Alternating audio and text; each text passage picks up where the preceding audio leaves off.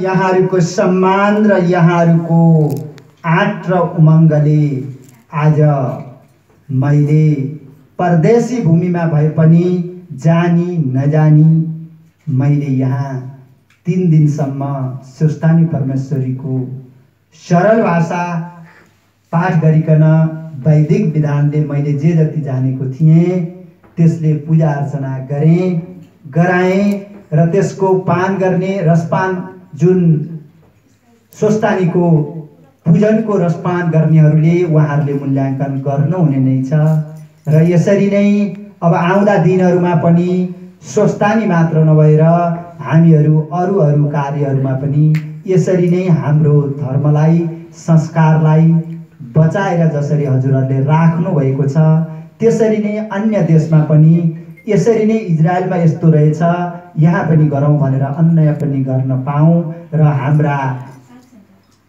सन्ततिहरू अब कुनै अरू धर्महरूमा नजाउन्। अरू धर्म भन्नाले हिन्दू सनातन धर्मलाई मैले भनेको छैन, त्यो बाहेक अन्य धर्मलाई भनेको छु र यहाँहरूले यतिका बेरसम्म यहाँ बसेर मेरो आत्मभित्रको भावहरू यहाँहरूको अगाडि मैले यो कोसेली फुकाएँ।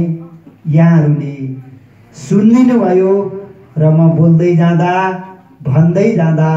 कहीँ मेरा कमी कमजोरी निदै छन् होला, भएका पनि होलान्। त्यसको लागि मैले यहाँहरूसँग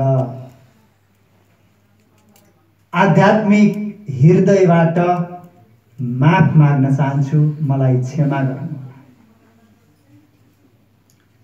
र अब मैले आज भारतमा पनि नसकेपछि पैसा नभएपछि बर्तन गराइदिनुहोस् हजुरको मन्दिरमा गुरुबा भन्ने मैले गराउन पाइनँ, त्यो सुनेको थिएँ। धन पैसा छैन, घरमा मैले इन्भाइट गर्न सक्दिनँ, पेन्डल बनाउन सक्दिनँ, विवाह गर्नु पर्यो मन्दिरमा।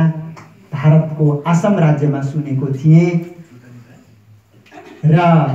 पूजापाठ केही गर्नु पर्यो मन्दिरमा गरिदिनुहोस्, घरमा इष्टमित्र बोलाउनु पर्छ, सबै सक्दिनँ, धर्म गरियो भन्ने सुनेको थिएँ। त्यस्तै यादस गरेर अब हामी यहाँ यदि सबैको मनमा एउटा चाहना इच्छा आउँछ भने मैले एउटा आग्रह के गर्न चाहन्छु भने यो मेरो आग्रहको साथमा जिज्ञासा हो, अनिवार्य भनेर म भन्दिनँ। सरदार फुल तपाईहरूका हस्तमा हुनेछन्। यहाँ थापित जब मैले देखेँ साप सधैँ शिवजी देखेको छु, शिवलिङ्ग देखेको छु, भगवती जगदम्बे देखेको छु र यसलाई छहारी र ओत दिने बाबाको आश्रम देखेको छु र यिनको प्राण प्रतिष्ठा गर्यौँ भने हामीहरूका जुठो सुत्केरो